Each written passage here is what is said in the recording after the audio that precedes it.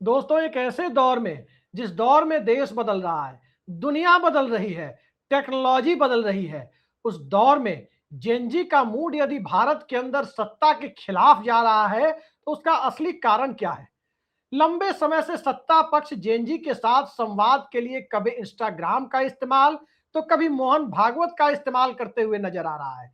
प्रधानमंत्री भी इंस्टाग्राम पर आकर जेनजी के साथ संवाद की कोशिशें कर रहे हैं, लेकिन जेनजी के उखड़ने का असली कारण क्या है, उसकी पड़ताल की तह तक यदि जाना है तो आज के दो इवेंट्स को आप एक साथ देखिए।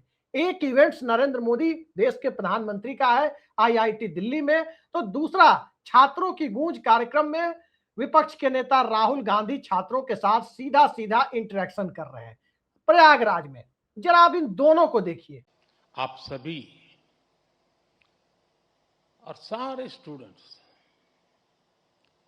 इस कार्यक्रम में उपस्थित हैं, लेकिन मन के किसी कोने में कुछ और चल रहा होगा। मैं तो बाबा बागेश्वर नहीं हूं, लेकिन कुछ तो चलता होगा। युवा plus data is equal to 21st century economy.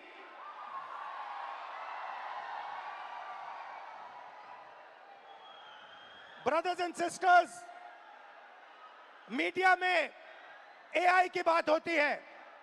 Everybody speaks about AI. But I want to make one thing very clear. And ये आपको समझना चाहिए. आपके डेटा के बिना AI का कोई मतलब नहीं है. अब इन दोनों को देखकर आपको क्या लगा? दुनिया का कोई भी शासनाध्यक्ष या राष्ट्राध्यक्ष, प्रधानमंत्री या राष्ट्रपति एक ऐसी जगह पर जिसे साइंस और टेक्नोलॉजी के मामले में एक बेहतरीन और उम्दा संस्थान माना जाता हो, उस संस्थान के अंदर जाकर यदि बाबा की बात करता हुआ नजर आए, बाबा बागेश्वर की बात करता हुआ नजर आए, तो जेनजी और छात्रों के मुद्दे पर सत्ता के शीर्ष पर बैठे हुए व्यक्ति की मानसिकता और प्राथमिकताएं क्या है, इसे आप आसानी से समझ सकते हैं। आईआईटी के लिए जब पंडित जवाहरलाल नेहरू ने आजाद भारत के अंदर पहली बार माहौल तैयार किया, तो उस आईआईटी के पीछे वैज्ञानिक दृष्टिकोण की बात थी, न कि किसी बाबावाद की बात थी। लेकिन इसके दूसरी तरफ आप देखें, विपक्ष के नेता राहुल गांधी इलाहाबाद में छात्रों की गूंज को कैसे संबोधित कर रहे हैं। साफ साफ वो कह रहे हैं कि युवा plus data is equal to 21st century, यानी 21वीं शताब्दी की जो दुनिया है वो नौजवानों की ताकत और डेटा की भूमिका के साथ साथ तय हो रही है। और उस डेटा के अंदर जब तक भारत के नौजवानों की भूमिका तय नहीं होगी, तब तक भारत वैश्विक स्तर पर प्रतिस्पर्धा नहीं कर पाएगा। वो छात्रों के साथ भी बात कर रहे हैं, और पूरी बात यदि आप सुनने की कभी कोशिश करें, वो छात्रों की गूंज के प्लेटफॉर्म पर जाए या राहुल गांधी के सोशल मीडिया प्लेटफॉर्म पर जाए या कांग्रेस के प्लेटफॉर्म पर जाए, कहीं भी जाकर अगर आप सुनने की कोशिश करें तो राहुल गांधी सीधे सीधे भारत की मैन्युफैक्चरिंग को के गिरने के लिए मोदी सरकार की आर्थिक नीतियों, नोटबंदी और जीएसटी को जिम्मेदार ठहरा रहे हैं। भारत सरकार जिस तरह से कुछ चंद कॉरपोरेट घरानों के पीछे इस देश की संपदा को गिरवी रखने की कथित कोशिश कर रही है, उसकी बात कर रहे हैं। और पेपर लीक के मुद्दे पर बिहार से लेकर पूर्वांचल तक उत्तर प्रदेश के पूर्वी इलाके के से आए हुए हजारों नौजवानों और उनके प्रतिनिधियों के साथ सीधा संवाद कर रहे हैं कि आखिर उनकी समस्याएं क्या है। लेकिन दूसरी तरफ देश के प्रधानमंत्री आईआईटी के भीतर भाग्यवाद की बात, बाबा बागेश्वर की बात करते हुए नजर आ रहे हैं। तो इस परिस्थिति में जेनजी को अपना भविष्य कैसा नजर आएगा? स्वाभाविक सी बात है कि दुनिया में कहीं भी शिक्षण संस्थानों की स्थापना होती है तो वैज्ञानिकता और विज्ञान को बढ़ावा देने की बातें होती है। वैज्ञानिक दृष्टिकोण को भारत के संविधान के मूल कर्तव्य यानी आर्टिकल 51A में भी जगह दी गई। वैज्ञानिकता इस देश में 15 अगस्त 47 से ही सत्ता और विपक्ष उस समय से लेकर अब तक, पहली लोकसभा चुनाव 1952 से लेकर के बाद तक इसकी कोशिशों में लगा रहा। भारतीय जनता पार्टी से आने वाले पहले प्रधानमंत्री अटल बिहारी वाजपेयी ने जय जवान, जय किसान और जय विज्ञान की बातें की, लेकिन आज बात बाबा की हो रही है। तो जेनजी आखिर पेपर लीक के मुद्दे से शुरू होकर पेपर लीक के मुद्दे पर रुक जाएगा, ये भला कैसे संभव था। लेकिन जेनजी ने जिस तरह से जंतर मंतर से लेकर पूरे देश में अपनी ताकत का एहसास इस देश की सत्ता को कराया, वो एहसास दरअसल सत्ता को ही नहीं था, वो एहसास विपक्ष के लिए भी था। विपक्ष के लिए इसलिए भी था क्योंकि राहुल गांधी जो कोशिशें कर रहे हैं, नेता विपक्ष के तौर पर या इसके पहले भी जो कोशिशें वो करते रहे हैं, वो नौजवानों के साथ, किसानों के साथ, आदिवासियों के साथ, दलितों के साथ, पिछड़ों के साथ, अगड़ों के साथ जो जुड़ने की कोशिशें करते रहे हैं, मध्य वर्ग के साथ, उन कोशिशों को खुद उनकी कांग्रेस पार्टी के लोग, उनका संगठन तवज्जो देने के लिए तैयार नहीं है। उनकी कोशिशों पर पलीता लगाने में आज तक सिर्फ और सिर्फ कांग्रेस पार्टी के लोगों का योगदान रहा है। मैंने खुद देखा है जब राहुल गांधी बिहार में वोटर अधिकार यात्रा कर रहे थे, क्या हुआ था उसके बाद? कांग्रेस पार्टी ने कोई फॉलोअप प्रोग्राम नहीं बनाया। कहीं से ऐसा नहीं लगा कि कांग्रेस पार्टी राहुल गांधी के एजेंडे को जनता के बीच कम से कम चुनाव तक भी बनाए रखने के लिए तत्पर है। कहीं अध्यक्ष को जिम्मेदार बताया जाता है, कहीं प्रभारी को जिम्मेदार बताया जाता है, कहीं पूरे संगठन को जिम्मेदार बताया जाता है, लेकिन जेनजी के साथ, नौजवानों के साथ, किसानों के साथ, समाज के अलग अलग वर्ग के तबकों के साथ लगातार संवाद कैसे बना रहे, कांग्रेस का संगठन इस मामले में बेहद ही लापरवाह और फेल सिद्ध होता रहा। प्रयागराज में राहुल गांधी जो आज कर रहे हैं, इसके बावजूद ये उम्मीद इस देश के अंदर बहुत कम लोगों की होगी कि उनका संगठन इसे बरकरार रख पाएगा। दक्षिण भारत में डीके शिव कुमार और रेवंत रेड्डी जैसे लोग सत्ता में रहे या न रहे, सत्ता में जब नहीं थे तब भी वो लगातार जनता के मुद्दों पर कांग्रेस पार्टी को अपने राज्य के अंदर जिंदा रखे हुए थे। यही कोशिशें जीतू पटवारी करते हुए नजर आ रहे हैं। लेकिन क्या यही कोशिशें यूपी, बिहार, राजस्थान में हो रही है? कांग्रेस पार्टी आंतरिक संघर्ष में छत्तीसगढ़ में भी उलझी हुई दिखी, दो खेमों में, राजस्थान में भी दिख रही है, कई राज्यों में दिख रही है। लेकिन भारतीय जनता पार्टी क्या इससे अलग है? भारतीय जनता पार्टी के अंदर की रार इस जेनजी के मुद्दे पर जिस तरह से सामने आई है, अगर आप उसे देखने की कोशिश करें तो आज से बेहतर नजारा नहीं दिखेगा।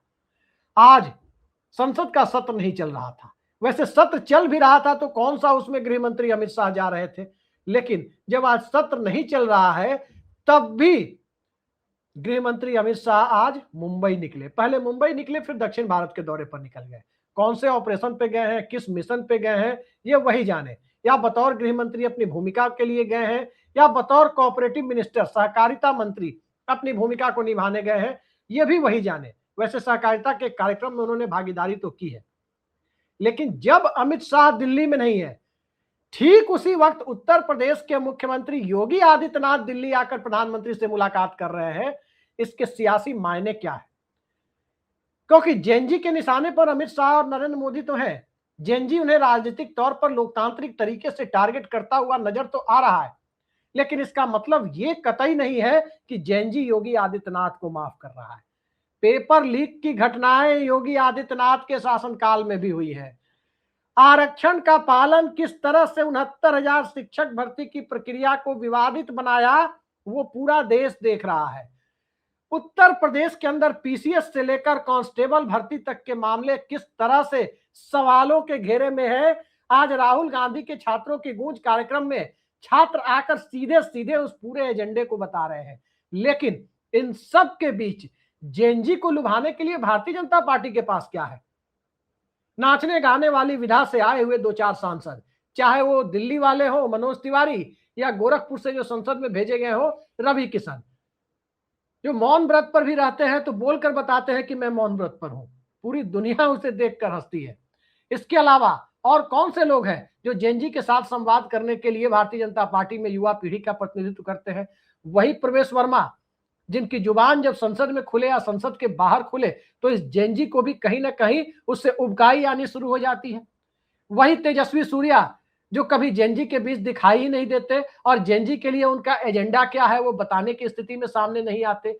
या फिर वही सारे लोग, भारतीय जनता पार्टी के मौजूदा राष्ट्रीय अध्यक्ष नितिन नवीन, जो जेनजी के बारे में किस तरह की बातें कह रहे थे वो आपने मेरे ही इस चैनल पर कुछ दिनों पहले देखा था कि किस तरह की आपत्तिजनक बातें वो करते हुए नजर आ रहे थे नौजवानों के बारे में। अब सवाल ये उठता है कि जेनजी को रोजगार चाहिए, जेएनजी को रोजगार परक शिक्षा चाहिए, जेएनजी को आरएसएस के प्रभाव से मुक्त शिक्षा व्यवस्था चाहिए, जेएनजी को वैज्ञानिक दृष्टिकोण चाहिए। जेन अल्फा उससे एक कदम आगे है, उसके लिए भी जेएनजी को एक बुनियादी सिस्टम चाहिए जिस पर जेन अल्फा आगे बढ़ सके। लेकिन ये सारी चीजें देने की बजाय सत्ता और सत्ता का सिस्टम यदि 5 किलो राशन की तरफ चला जाए, सत्ता और सत्ता का सिस्टम वैज्ञानिक संस्थानों में, तकनीकी संस्थानों में जाकर बाबा की बात करता हुआ नजर आए, तो आखिर इस देश का भविष्य और इस देश के जेएनजी का भविष्य क्या होगा, इसका सहज ही अंदाजा आप लगा सकते हैं।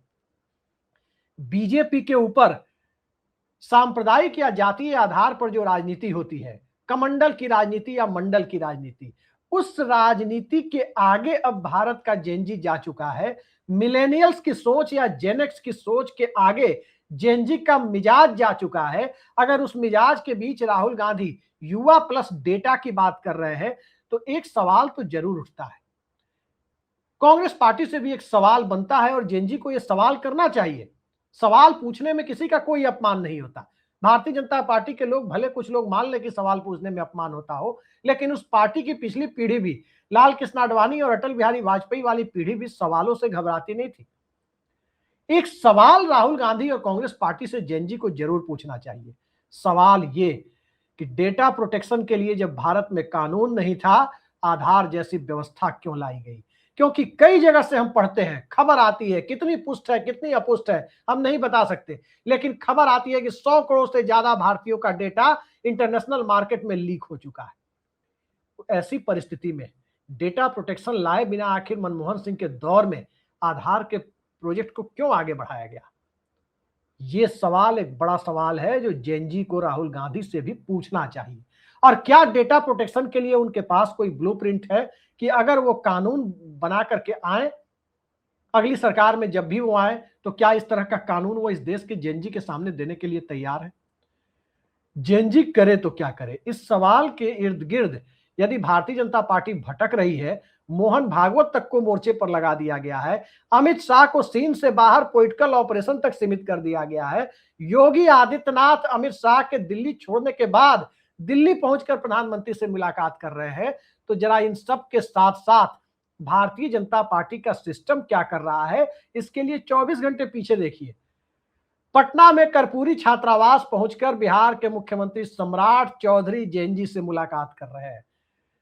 हॉस्टल में रहने वाले जेएनजी के साथ सम्राट चौधरी संवाद की कोशिशें कर रहे हैं, लेकिन इन संवाद की कोशिशों के दायरे को अगर प्रोडक्टिव तरीके से कि नौजवानों को मिल क्या रहा है उस पर देखने की कोशिश करें, तो एक सवाल सम्राट चौधरी से जरूर पूछा जाना चाहिए था कि भाई आपको मुख्यमंत्री बनाया गया है तो आपके पास ताकत कितनी है? 20 साल तो नीतीश कुमार ने बिहार में सिर्फ सड़क और बिजली के नाम पर बर्बाद कर दिए, कानून व्यवस्था के नाम पर बर्बाद किए, उसी के सहारे 20 साल तक वोट लिया। अब उससे आगे का वक्त जब आ चुका है, प्रशांत किशोर की चुनौती सामने से दिख रही है, उस परिस्थिति में आखिर बिहार की सरकार के पास क्या एजेंडा है? उत्तर प्रदेश की राजनीति में तो आप कह सकते हैं कि जो जेएनजी आज राहुल गांधी से मिलने चल रहे हैं, तमाम बातें कर रहे हैं, जैसे जैसे चुनाव करीब आएगा वहां 4 बाबा और 4 अलग अलग किस्म के आचार्य लगा दिए जाएंगे और फिर से सांप्रदायिकता के रंग में सराबोर करने की कोशिशें होंगी। लेकिन बिहार की सियासत तो उससे अलग रही है, राजस्थान की सियासत उससे अलग रही है। कोटा के अंदर छात्रों में इतना डिप्रेशन क्यों बढ़ता जा रहा है? इस सवाल पर राहुल गांधी काफी पहले कोटा जाकर छात्रों से संवाद कर चुके हैं, लेकिन क्या सत्ता और सत्ता के इकोसिस्टम ने कम से कम अवसाद और डिप्रेशन को खत्म करने के लिए मौजूदा दौर में कोई व्यवस्था की, कोई काउंसलिंग की व्यवस्था की? सवाल एजुकेशन सिस्टम का भी है, सवाल भारत की इंडस्ट्रियल पॉलिसी का भी है, सवाल एमएसएमई का भी है, सवाल स्किल डेवलपमेंट का भी है, और सवाल इस देश के अंदर एक ऐसे इकोसिस्टम का है, पॉलिटिकल इकोसिस्टम का, जिस इकोसिस्टम के भीतर अर्थव्यवस्था और नौजवान दोनों एक साथ तरक्की कर सके। इसके लिए एजेंडा क्या नरेंद्र मोदी के पास है? इसके लिए एजेंडा क्या राहुल गांधी के पास है? ये सवाल आज की तारीख में सबसे बड़ा सवाल वैश्विक स्तर पर भी है, क्योंकि भारत की अर्थव्यवस्था को अगर आप सिर्फ 2 शब्दों में, 2 लाइन में कहने की बात करें, तो 2 लाइन में आसानी से भारत की आर्थिक हालात को बयां किया जा सकता है। पहला, इंपोर्ट बेस्ड इकोनॉमी, आयात आधारित अर्थव्यवस्था, और दूसरा डिलीवरी बॉय वाली अर्थव्यवस्था। डिलीवरी बॉय वाली अर्थव्यवस्था आप देख सकते हैं कि तरह तरह के ऑनलाइन प्लेटफॉर्म्स के प्रोडक्ट्स को घर तक कैसे पहुंचाया जाए। इस देश के जेनजी का इस्तेमाल इस देश के बड़े बड़े कॉर्पोरेट और रिटेल चेन चलाने वाले लोग करना चाहते हैं। और इस देश में सारी चीजें आयात होकर लगभग कैसे आ जाए, यह मौजूदा दौर की आर्थिक नीतियों का ही परिणाम है कि आपके यहां असेंबल इन इंडिया के नाम पर एप्पल का प्रोडक्ट बन रहा है। कोई मैन्युफैक्चरिंग नहीं हो रही, बाहर से प्रोडक्ट आ रहा है, असेंबल किया जा रहा है। सैमसंग का प्रोडक्ट बाहर से आ रहा है, असेंबल किया जा रहा है। कपड़ा बांग्लादेश और वियतनाम से आ रहा है। इलेक्ट्रॉनिक सामान और खिलौने, यहां तक कि कुछ दवाइयां भी चाइना से आ रही है।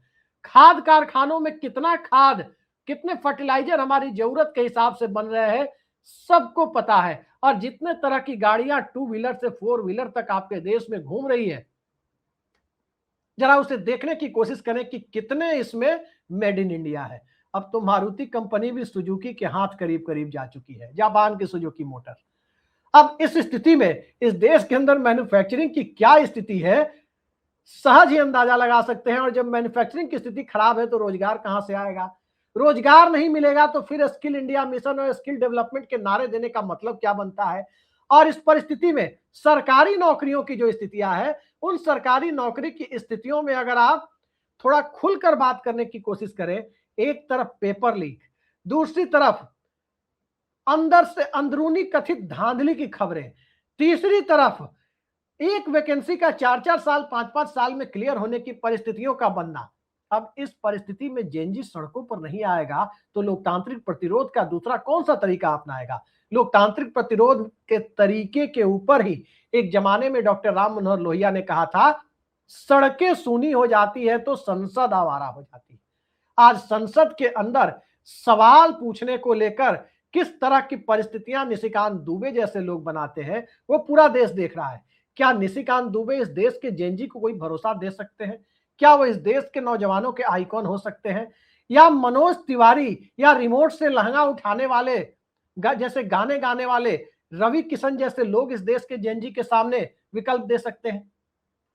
इन सारे सवालों को अगर आप एक तरफ रखकर देखें तो छोड़ दीजिए मोदी और राहुल गांधी की बात, छोड़ दीजिए अमित शाह की बात, और छोड़ दीजिए योगी आदित्यनाथ की बात, या छोड़ दीजिए अखिलेश यादव या अभिजीत दीपके की बात। सवाल यही घूम फिर करके सामने आता है कि आखिर इस देश के नौजवानों के सामने जो विकल्पहीनता की स्थिति है, उस विकल्पहीनता की स्थिति में विकल्प कौन दे रहा है? विकल्प की भूमिका 2027 का वो प्लेटफॉर्म उत्तर प्रदेश का चुनाव तैयार कर रहा है। और क्या इसी के लिए योगी आदित्यनाथ को दिल्ली बुलाया गया था? या विकल्प की भूमिका के लिए जेनजी भी 2029 में ही ट्रेलर और फिल्म दोनों दिखाने की तैयारी में है? सड़क का ट्रेलर जेनजी ने दिखा दिया, लेकिन लोकतांत्रिक व्यवस्था में प्रतिनिधि चुनने के मामले में जो ट्रेलर दिखाने की बात है, वो 27 में दिखाया जाएगा उत्तर प्रदेश, पंजाब और उत्तराखंड में, या इसके लिए 29 का इंतजार किया जाएगा? ये असल सवाल है। क्योंकि सवाल से दो चार होने की स्थिति, ठीक है, 80-90% तो मौजूदा दौर में एनडीए या भाजपा की है, लेकिन जो झारखंड में हो रहा है उसे भी हम इग्नोर नहीं कर सकते। झारखंड में इंडिया गठबंधन की सरकार है, कांग्रेस और हेमंत सोरेन की गठबंधन सरकार है, और उस सरकार से भी सवाल है। अच्छी बात यह है कि वो सरकार संवाद के तरीके पर आगे बढ़ रही है। दिल्ली वाली परिस्थितियां नहीं है जहां अभद्रता की तस्वीरें सामने आए। जिस घटना के बाद प्रधानमंत्री इंस्टाग्राम पर आकर ये कहते हुए नजर आए कि मैंने उन नौजवानों को माफ कर दिया। सत्ता और सिस्टम यदि लोकतंत्र में जहां जनता के लिए, जनता के द्वारा और जनता का शासन होता है, वहां जनता को माफ करने की बात जनता के सेवक और प्रधान सेवक कहने वाले व्यक्ति यदि करने लगे तो सिस्टम कहां जा रहा है? और जनता और जेनजी आखिर गुस्सा क्यों है? इसके लिए ज्यादा कुछ कहना उचित जान नहीं पड़ता।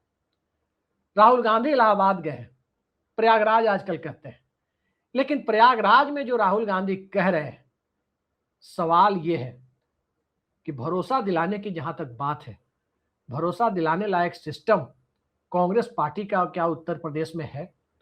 और कांग्रेस पार्टी अखिलेश यादव का गठबंधन नौजवानों को यह भरोसा दिला पाएगा? एक छोटी घटना याद दिलाता हूं। उत्तर प्रदेश पीसीएस के सवाल को 2017 के विधानसभा चुनाव में प्रधानमंत्री नरेंद्र मोदी ने उठाया था। 86 में 56 यादव एसडीएम वाली वो एक झूठी कहानी उस दौर में गोदी मीडिया के एक बड़े सेक्शन ने चलाई थी, जिसका नुकसान अखिलेश यादव को हुआ था। लेकिन बड़ी अच्छी बात इस दौर में ये हुई है कि गोदी मीडिया के खिलाफ में चलाए जा रहे नैरेटिव के बावजूद जेएनजी सड़क पर आए और अपनी बातों को लेकर शिक्षा मंत्री धर्मेंद्र प्रधान का इस्तीफा करा दिया। मुद्दे का समाधान भले ही अभी तक नहीं निकला हो या सरकार निकालने के मूड में है या नहीं, ये किसी को नहीं पता हो, इतना जरूर है कि इस जेएनजी के दबाव का ही असर है कि प्रधानमंत्री और गृह मंत्री संसद की कार्यवाही से भागे फिर रहे हैं, जवाब वहां देना नहीं चाहते उसका कि आखिर पैलेट गन की भूमिका किसने तैयार की थी, आखिर अभद्रता और बदसलूकी की जो तस्वीरें जंतर मंतर से आई थी उसकी बुनियाद किसने रखी थी, आखिर बिहार में AK-47 निकालकर दिखाने की परिस्थितियां किस लिए आई थी, ये कोई बताने को तैयार नहीं है।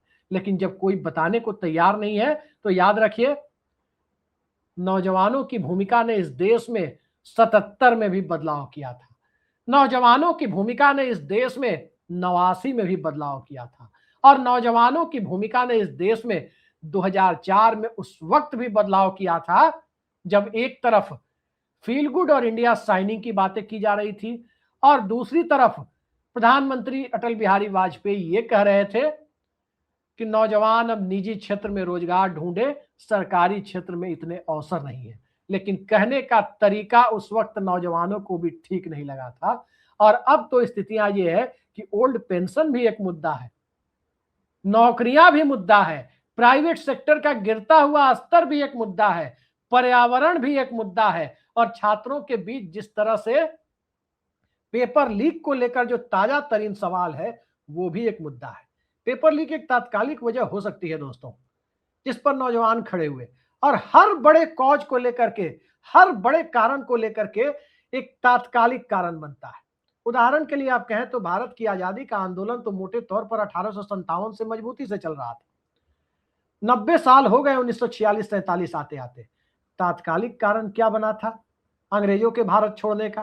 तात्कालिक कारण बना था पूरे देश में इंडियन नेवी का ब्रिटिश हुकूमत के खिलाफ विद्रोह, जिसके बाद कहा जाता है कि अंग्रेज उसी के बाद तत्काल देश छोड़ने पर मजबूर हो गए। आज की तारीख में भी जेएनजी के अंदर जो गुस्सा उबल रहा था, अलग अलग छिटपुट तरीके से दिख रहा था, उसमें तात्कालिक कारण क्या बना? पेपर लीक का मुद्दा, नीट के पेपर लीक का मुद्दा। और इसी मुद्दे के आश्रय जब पूरे देश का जेएनजी खड़ा हो गया, चाहे जिसकी भी सरकार हो, रांची में जिसकी सरकार हो, केंद्र में जिसकी हो, बिहार यूपी में जिसकी हो, राजस्थान में जिसकी हो, जहां जिसकी सरकार हो, सबके खिलाफ जब जेएनजी खड़ा होना शुरू हो गया तो कान नरेंद्र मोदी और अमित शाह के भी खड़े हो गए, कान आरएसएस के भी खड़े हो गए, जो जगह जगह वाइस चांसलर बनवा रहा है अपने लोगों को, हर संस्थान में संघ के प्रचारक भरे जा रहे हैं। आज राहुल गांधी ने भी ये बातें कही है, और कान कहीं ना कहीं कांग्रेस के भी खड़े हो गए कि अब यही वक्त है, लोहा गर्म है, राजनीतिक तौर पर हथौड़ा चलाने का वक्त है। लेकिन वो हथौड़ा क्या जेएनजी के लिए समाधान की परिस्थितियों को लेकर आएगा? ये सवाल तो तब तक बना रहेगा जब तक सत्ता परिवर्तन की भूमिका तय नहीं होती। लेकिन फिलहाल की परिस्थितियां यही है कि सत्ता अंदर से घबराई हुई है, और घबराई इसलिए हुई है क्योंकि उसे लग रहा है कि यदि कुर्सी चली जाए तो अंधेरा ही अंधेरा है। आज के लिए इतना ही, नमस्कार।